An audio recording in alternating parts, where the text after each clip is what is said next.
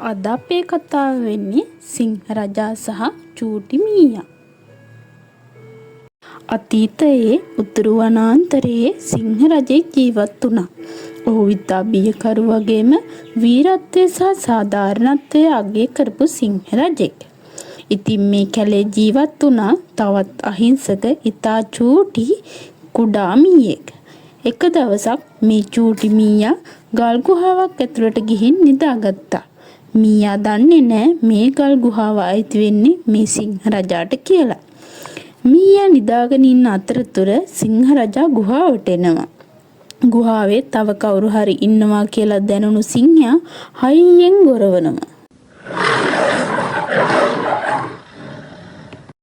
ගොරවන සද්ද ඇහිලා කලබල වෙලා නැගිට මීයා දුවනකොට සිංහයාගේ ඇඟේ හැප්පෙනවා. අවාසනාවකට සිංහයාට ඉක්මනට කේන්ති යනවා.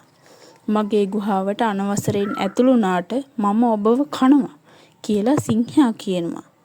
මීයා සිංහයාගෙන් ඉල්ලනවා අනුකම්පා කරලා මට ජීවිත දාණය දෙන්න.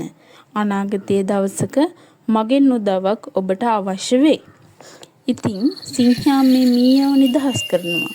මේ විදිහට මාස ගාණක් ගෙවිලා යනවා.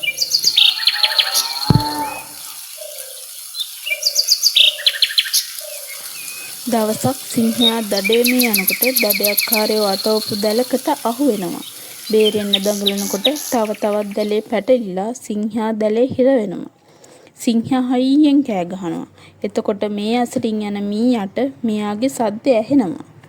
මීයා සිංහයා ගාවට ගිහින් කියනවා ඔබ එදා ජීවිත දාණය දුන්න මීයා මමයි. මම අද ඔබට උදව් කරන්නම් කියලා. මීයා සම්පූර්ණ දැලම තමන්ගේ දත් වලින් හපලා කෑලි කෑලි බවට පත් කරනවා.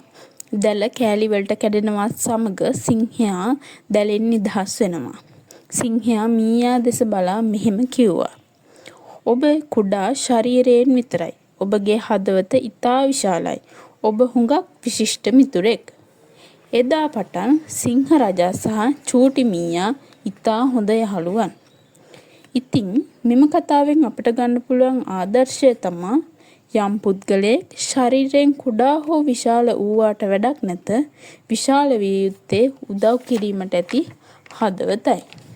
ඉතින් යාළුවනේ ඔයාලා මේ වීඩියෝ එකට කැමති නම් මාව subscribe කරලා like එකක් දාලා comment එකක් දාන්න අමතක කරන්න එපා.